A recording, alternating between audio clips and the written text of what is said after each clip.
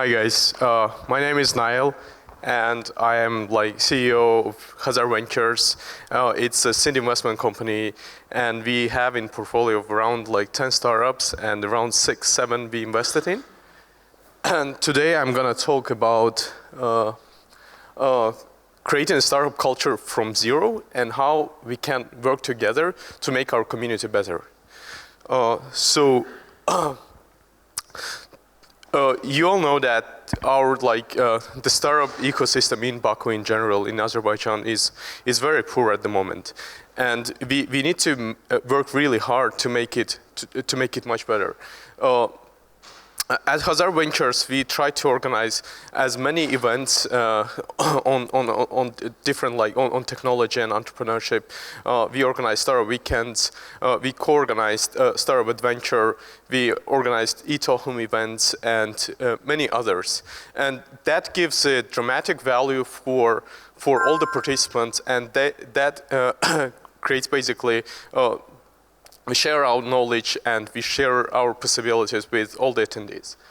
And the same I would suggest for all of you to do. So if you can organize all non-profit events, you can organize meetups and just some formal meetings with with the community in general, and just share your knowledge and make intros, help each other. This is very important. There are many successful entrepreneurs and startups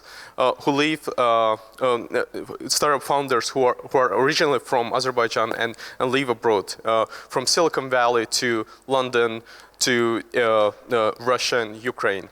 One of the richest people of Russia and Turkey are originally from Azerbaijan. The founder of Evernote is from the basically village or region of Azerbaijan called Oguz, Stepan Pachikov, which is an amazing fact. And I think he hasn't been here for maybe 15 years, 20 years since he left Azerbaijan. And we need to create a better environment so that it would be attracted to return to his motherland. There is Tural Badirkhanli, there are entrepreneurs in London who created amazing startups. Tural sold his Namo Media startup to Twitter, and I recently met a very bright and talented entrepreneur who lives in London. He's got a startup called Realize. They raise funding in London, and they are doing very successfully. Also, there is a very good friend of mine, Garib, who lives in Silicon Valley, and he is starting just his startup right now, and they are at the stage of raising money. And there are many successful cases, basically, of entrepreneurs living abroad. And as I mentioned, there are very rich people, Azeri people, who are Russians, who live in Russia, Ukraine, Turkey, and so on. And that means that basically why they were able to succeed, because they had better environment, which we don't have, and we have to work very hard to make it happen in our country and create startups who are originally from Azerbaijan and spread it worldwide. I would suggest all the people, all the participants who are here, be more active, be more responsible. What I mean by responsible, the way you talk and treat each other, it is very important. The way you basically plan your day, or the way you plan your startup. There are definitely reasons why startup ecosystem in general in Azerbaijan is so bad, and that's the truth. It is really bad, and in a country which is oil rich and which has got really good money in general, and we don't have an accelerator program yet, and that's a shame.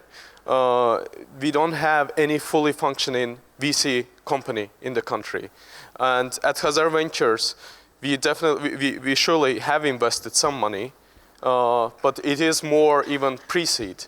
We invested up to 30K for each startup, and we don't have there is also like a company VC called InfiPro, but again, like how the funding works, how basically VCs work in Azerbaijan, it's very unclear. There is no professional fully functioning VC company in Azerbaijan. I can say that for sure. There is a very poor support by the government. Definitely there have been some initiatives by government like ICT Fund, High Tech Park, but the way it is working is very unclear.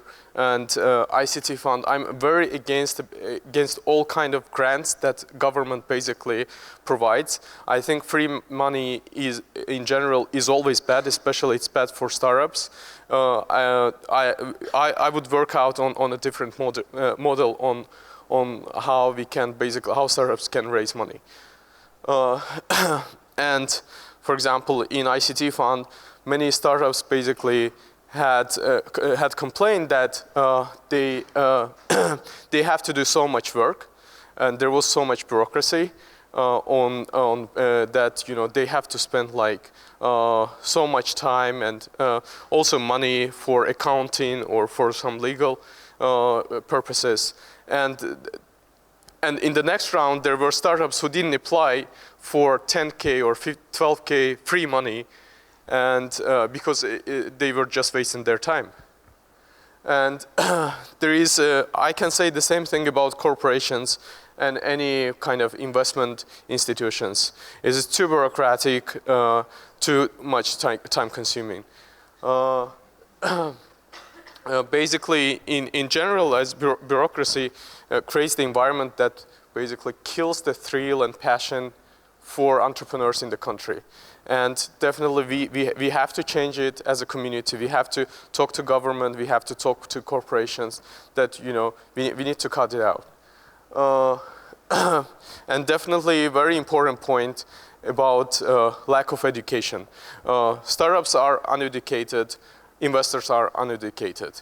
And this creates basically a problem in general in terms of like either raising money or for investors, how basically they need to manage their portfolio. And all of these reasons basically create demotivation for startups.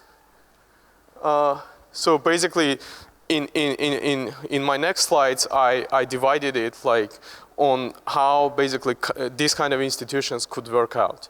So for the government, we need to require and push them more. As a community, we need to go door to door to all the government organizations and say, guys, you're doing it wrong. There should be a clear legal and taxation system. And it's not in the country. It's very hard even for businesses. And I'm not even talking about startups. How, like, you know, in startups, as you start filling out the applications or like, you know, paperwork, it definitely kills the passion of entrepreneur, and they don't want to work on extra paper. They want to work on their products. There are excellent programs applied by the UK government, like SEIS, Seed Enterprise Investment Scheme, and Enterprise Investment Scheme, that basically boosted the ecosystem of London and the UK in general. There is an initiative of UK government called Tech City, and the way they worked was amazing. In like couple of years, London has become an international hub, like a global hub for fintech companies.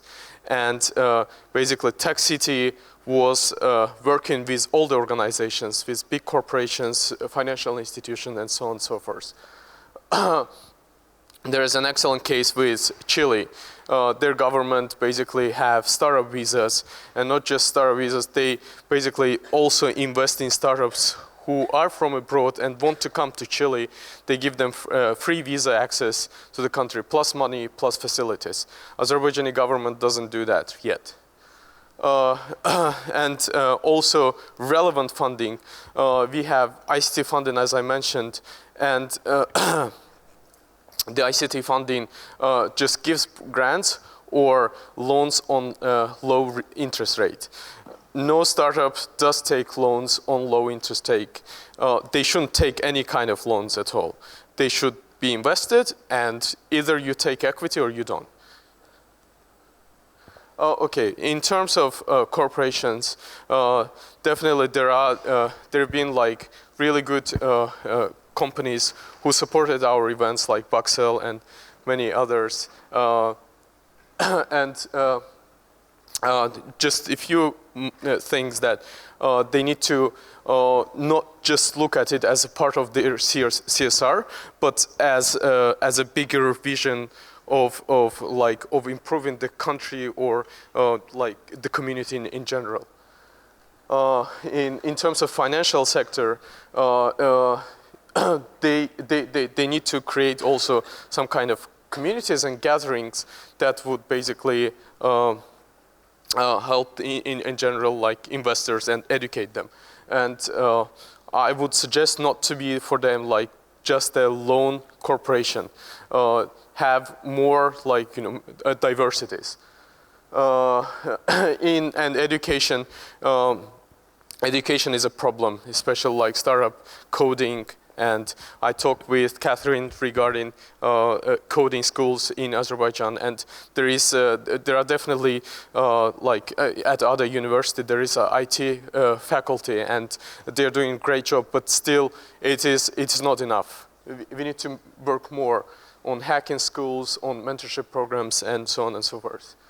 And my last point would be on competition, and it's not just for Azerbaijan. I think it's also a global problem. I think startups are afraid of competition, and I think they shouldn't. Sam Altman who is now a president of Y Combinator, the most successful accelerator in the world.